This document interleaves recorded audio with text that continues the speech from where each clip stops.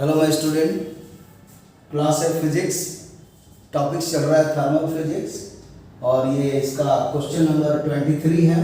M का मतलब हो गया जेई मेन और ये 2023-2024 के लिए है। Application with concept series. ये 2020 में 4 सितंबर को शिफ्ट 2 में ये क्वेश्चन आया था और ये सब प्रोसेस का नाम लिखा हुआ है और ये सब इसके आंसर सब हैं। और इसी में जो भी डेल्टा डब्ल्यू है वर्क डन है, delta Q amount of heat supplied है और उसके बाद delta U change in energy है जो ऑलरेडी यहाँ दिया हुआ है। पहले आप लोग ट्राई कीजिए और इसमें से कौन आंसर करेक्ट है वो देखना है। तो ट्राई कीजिए 1 मिनट, फिर मैं इसका एनालिसिस के साथ आंसर दूंगा। ओके।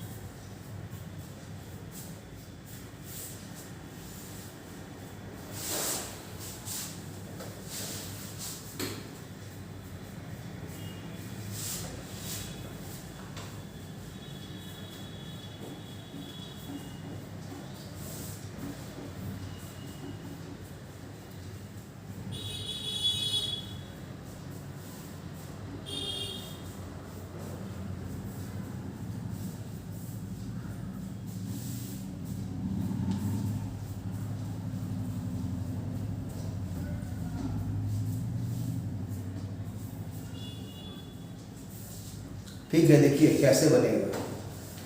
यहाँ पर 4 प्रोसेस है तो आप याद करने के लिए सबसे आसान तरीका होगा, लिखिए P v = nRT। ये क्या है? Ideal gas equation.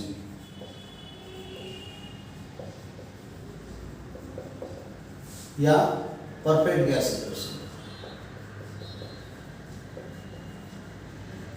इसमें पहले P आ रहा है तो इसी को समझ लीजिए कि प्रोसेस ये कहलाएगा P कांस्टेंट। ये दूसरा वाला आ रहा है वॉल्यूम कांस्टेंट, तीसरा आ रहा है टेम्परेचर कांस्टेंट और चौथा एक आएगा आइसोबारिक एडियाबैटिक।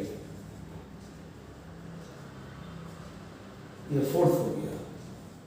पहला प्रोसेस P कांस्टेंट, दूसरा प्रोसेस वॉल्यूम कांस्टेंट, तीसरा प्रोसेस T कांस्टेंट। जब T कांस्टेंट रहता है तो इसको बोलते हैं आइसोथर्मल और जब वॉल्यूम कांस्टेंट रहता है तो आइसोकोरिक और जब प्रेशर कांस्टेंट रहता है आइसोबारिक। तो अगर आप पढ़े हैं सभी के बारे में तो कंफर्म है कि जाहिर है कि अगर हम लोग सोचे पहले T है तो आइसोबारिक प्रोसेस पर सारा आंसर निकालिए। जैसे डेल्टा Q बराबर होता है delta U plus delta W, 3 चीज है। और डेल्टा Q कैसे निकलता है, किस प्रोसेस के लिए बोल रहे हैं? आइसोबारिक। आइसोबारिक में क्या होता है? तो ये प्रेशर कांस्टेंट है इसलिए आ जाएगा mCp × डेल्टा T। अगर इसी का हम निकालेंगे डेल्टा U तो ये भी निकाल रहे हैं वही समझ। डेल्टा U तो हमेशा मतलब कोई प्रोसेस से लेना देना नहीं है, NCV डेल्टा T, इसलिए इसमें प्रोसेस का कोई लेना देना। सभी प्रोसेस के लिए NCV डेल्टा T होता है। और जब निकालेंगे वर्क डन तो ये होता है PdV। तो यहाँ पर प्रेशर तो कांस्टेंट है तो PdV का जब इंटीग्रेट करेंगे P बाहर हो जाएगा और ये V1 से V2 में V2 - V1 हो जाएगा। और पीवी का 10RT पुट कर देंगे तो NR डेल्टा टी आ जाएगा। तो यहाँ पर देख रहे हैं एन जो है कुछ नहीं दिया हुआ तो सीधा समझिए पॉजिटिव है, CP पॉजिटिव है। डेल्टा टी जो है यहाँ पर ऐसा कुछ नहीं लिखा हुआ है कि ये मतलब इंक्रीज कर रहा है कि डिक्रीज कर रहा है, लेकिन कंफर्म है कि आइसोथर्मल तो है नहीं, मैंने टेम्परेचर चेंज कर रहा है, इसलिए ये आंसर जीरो नहीं होगा। क्यों? एन जीरो नहीं है, CP जीरो नहीं है, डेल्टा टी जीरो नहीं है, भले पॉजिटिव नेगेटिव हो सकता है, तो इस तरह से ये जीरो नहीं होगा। उसी तरह इसका भी एन पॉजिटिव है, CP पॉजिटिव है, डेल्टा टी चेंज हो रहा है टेम्परेचर, तो ये भी जीरो छोड़ के कुछ भी आंसर होगा। और यहाँ भी उसी तरह देखेंगे तो सेम कंडीशंस यहाँ भी है कि एन पॉजिटिव है, R पॉजिटिव है, डेल्टा टी प्लस या माइनस है, ये भी जीरो नहीं है। तो तीनों नॉन जीरो वो कहाँ पर दिख रहा है?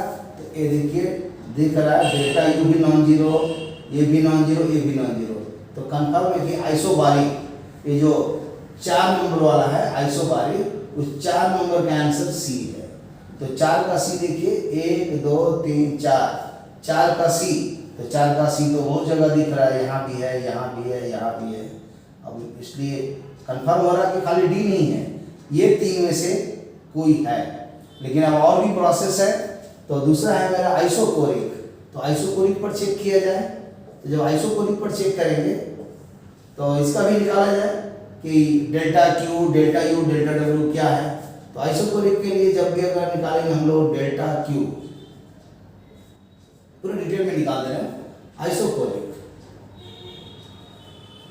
आइसोकोरिक में वॉल्यूम कांस्टेंट होता है, तो यहाँ पर जब भी डेल्टा Q निकालेंगे तो ये क्या होगा?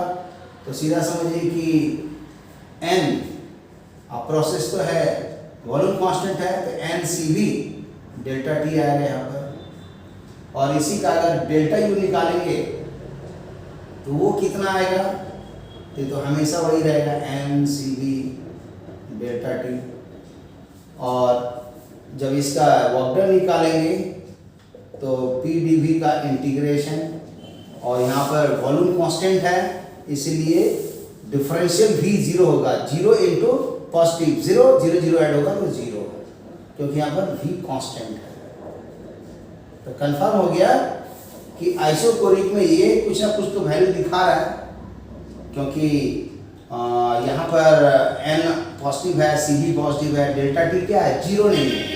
तो जीरो नहीं है इसका मतलब वो मतलब आइसोथर्मल नहीं है, टेम्परेचर कांस्टेंट नहीं है, इसलिए ये जीरो नहीं होगा, ये भी जीरो नहीं होगा, लेकिन वर्क डन जीरो होगा ये गारंटी है। तो खोजा जाए वर्क डन जीरो कहाँ पर दिख रहा है? तो वर्क डन जीरो तो यहाँ दिख रहा है, तो यही वाला जो है शो कर रहा है आइसोकोरिक के लिए, मतलब 3 नंबर का आंसर A होगा। तो 3 नंबर का आंसर A होगा, तो 3 नंबर का आंसर A में देखा जाए, 3 नंबर में आंसर A, तो देखिए 3 नंबर में आंसर A हो गया। पहले आ रहा था कि जो निकाले थे पहला प्रोसेस में, तो ये भी जीरो नहीं, ये भी जीरो नहीं, ये भी जीरो नहीं, तो वो शो कर रहा था कि आइसोबारिक प्रोसेस में आंसर C होगा। चौथा का C, तो C में तो मेरा A, B, ये 3 ऑप्शन सही हो रहा था, ये नहीं हो रहा था, चौथा करेक्ट नहीं था। लेकिन जैसे ही अगर हम लोग ये सोचे सेकेंड वाला आइसोकोरिक, तो उस समय ये सब ऑप्शन इसमें नहीं दिया हुआ है, लेकिन ये जो दिख रहा है डेल्टा W जीरो यहाँ पर दिया हुआ था, तो इसलिए ये आइसोकोरिक के समय में आया जीरो। तो ये आया A, मतलब आइसोकोरिक में 3 का आंसर A आ रहा है, तो 3 का आंसर A आने वाला तो यही दिख रहा है, इसलिए C का करेक्ट होने का चांस है। और इसी 2 ऑप्शन को चेक करके तो आंसर निकल गया, लेकिन थोड़ा किसी और क्वेश्चन में यूज हो जाएगा, इसलिए हम लोग और आगे बढ़ते हैं, देखते हैं। तो आइसोकोरिक के बाद हम लोग सोचेंगे आइसोथर्मल। तो आइसोथर्मल में जब निकालेंगे डेल्टा Q आइसोथर्मल में, तो क्या होगा? ये N होगा और C आइसोथर्मल। अब C आइसोथर्मल तो पता नहीं है, जैसे मान लीजिए पता नहीं है तो क्या सोचेंगे? तो अब इसको मैंने खाली C लिख के छोड़ दिए हैं। और टेम्परेचर कांस्टेंट है, तो जो भी होगा मतलब चेंज इन टेम्परेचर बोला जाए इसको, n C delta T. N तो हो गया, जीरो नहीं है, ये जीरो नहीं है, सी का ठिकाना नहीं है अभी, डेल्टा टी क्या है, जीरो है। तो अभी इसमें थोड़ा सोचना पड़ रहा है, आप जीरो नहीं बोल सकते हैं, क्यों? इसका जब तक सी कंफर्म नहीं होगा तो कैसे सोचिएगा। तो थोड़ा हाई लेवल से इसको ट्राई करिए कि आइसोथर्मल का मोलर स्पेसिफिक हीट कितना होता है। तो देखिएगा आएगा इम्प्रॉपर, प्लस इन्फिनेटिव या माइनस इन्फिनेटिव आता है। कैसे आता है आप लोग कमेंट बॉक्स में इसका आंसर दीजिए, ट्राई कीजिए, कभी जरूरत पड़ेगा तो मैं इसका विथ प्रूफ बताऊंगा कि कैसे होता है। तब ये 0/0 फॉर्म में या इन्फिनिटी/इन्फिनिटी फॉर्म में आ जाएगा, तो ये फाइनाइट आंसर आ जाएगा amount of heat delta Q. लेकिन जब इसका डेल्टा यू निकालेंगे तो एन सी भी डेल्टा टी, तो एन नॉन जीरो, सी भी नॉन जीरो, डेल्टा टी तो जीरो है, इसलिए डेल्टा यू जीरो हो जाएगा। और डेल्टा जब हम इसका निकालेंगे डब्लू, तो डेल्टा डब्लू क्या होता है, पी डी वी। तो पी डी वी इंटीग्रेट करेंगे और P को फिर लिखना पड़ेगा nRT/V, फिर dV, फिर V1 से V2 जाएगा, फिर इसमें nRT आइसोथर्मल है बाहर हो जाएगा, nRT ln V2/V1, जगह कम इसलिए मैं थोड़ा शॉर्ट में लिख दिया, इतना आया। अगर V1 बढ़ गया V2 से तो ये पॉजिटिव आएगा, और अगर मान लीजिए कंप्रेशन हुआ तो उस समय ये एक से कम आंसर हो जाएगा तो निगेटिव आ जाएगा।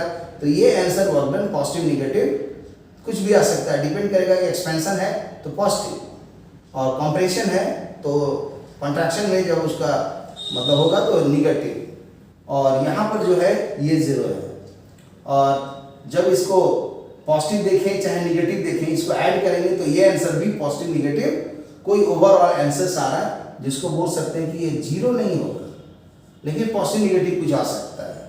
और क्यों हुआ, तो यहाँ इन्फिनिटिव आया इसलिए, नहीं तो ऐसे आदमी सोचेगा अरे यहाँ जीरो आ गया, ये जीरो नहीं है, चलो कुछ भी आएगा तो लिख देंगे जीरो रॉन्ग है।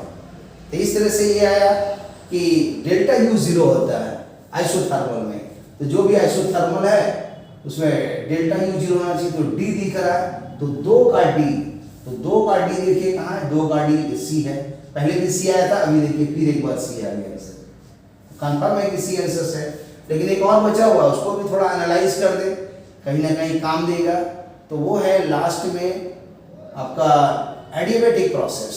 तो एडियाबैटिक में क्या होता है, एडियाबैटिक में हमेशा याद रखिए कि जब ये फॉर्मूला लिखते हैं differential Q is equal to differential U differential W, और जब इंटीग्रेट करते हैं तो इसको लिखते हैं delta Q delta U delta W। तो हमेशा इस फॉर्म में कोशिश कीजिए, और कोशिश कीजिए यूरोडॉक का जितना क्वेश्चंस है फर्स्ट लॉ ऑफ रनिंग्स में लगभग होगा 36 क्वेश्चंस, और उसके ठीक पहले है आइडियल गैस इक्वेशंस और उसमें बैरोमेट्रिक प्रेशर का फॉर्मूला सब है, उसमें होगा 25%, दोनों मिलकर के 61 हो गया। फिर उसका इंट्रोपी भी इस साल से IIT में जोड़ दिया गया है, केमिस्ट्री का ऑलरेडी पहले से था, तो उसका भी क्वेश्चंस बनाइए। तो कहने का अर्थ है कि यहाँ पर कंफर्म है कि डेल्टा जो भी होता है W वो जीरो होता है, डेल्टा W यहाँ पर जीरो होता है। तो हो जाए एडियाबैटिक में डेल्टा W जीरो कहाँ पर है, तो ये देखिए एडियाबैटिक में डेल्टा W, मतलब एडियाबैटिक के लिए सॉरी डेल्टा W नहीं, डेल्टा Q जीरो होता है, डेल्टा Q जीरो होता है इसमें, ठीक है, डेल्टा Q जीरो है। तो जब डेल्टा Q जीरो होगा तो डेल्टा U डेल्टा W का वैल्यू सेम होगा, साइन उल्टा होगा। और जब डेल्टा W भी निकालिएगा कैलकुलस से तो वो आता है इंटीग्रेट करके आएगा P1 V1 minus P2 V2 by gamma minus 1, और इसी को nRT में कन्वर्ट करेंगे तो nR T1 माइनस T2। इसका फॉर्मूला है, मतलब पूरे फॉर्मूला एकदम दिमाग में रहनी चाहिए, तभी आप कोई भी क्वेश्चन अच्छा से बना सकते हैं। तो इस तरह से ये एनालिसिस हुआ, और एनालिसिस से फाइनली आंसर सी ही हुआ। मतलब इस ऑप्शंस को जो लास्ट में भी एडियाबैटिक देखें तो एडियाबैटिक में आया कि डेल्टा Q जीरो, मतलब दो का B, तो दो का B, दो का बोल सकते हैं कि डेल्टा Q जीरो तो 2 का बी, तो 2 का बी तो नहीं दिख रहा है यहाँ पर, 2 का तो डी दिख रहा है। तो कहाँ पर मिस्टेक से देखिए, तो देखा जाए यहाँ पर पहला था चौथा में है एडियाबैटिक, तो एडियाबैटिक 4th है, और यहाँ पर आगे नंबर आगे पीछे लिखा हुआ इसीलिए गलती हो रहा है। तो यहाँ पर सीधा समझिए कि सी ही इसका फाइनल आंसर हो गया है। क्यों हो गया कि एडियाबैटिक के लिए ये होगा अमाउंट ऑफ हिट 1 का, एडियाबैटिक का 1 का बी, तो एडियाबैटिक में 1 का बी है, तो करेक्ट है, इसलिए यहाँ भी वही आ गया। तो फाइनली आप सोचिए इसका आंसर हो गया सी, तो लिख लीजिए option C is correct, option C is correct. So okay, thank you for watching the video, और इसी तरह पूरा डेप्थ में एनालाइज करके अपने सोच के बनाइएगा, तभी लेवल इंप्रूव होगा। Okay, thank you, see you again.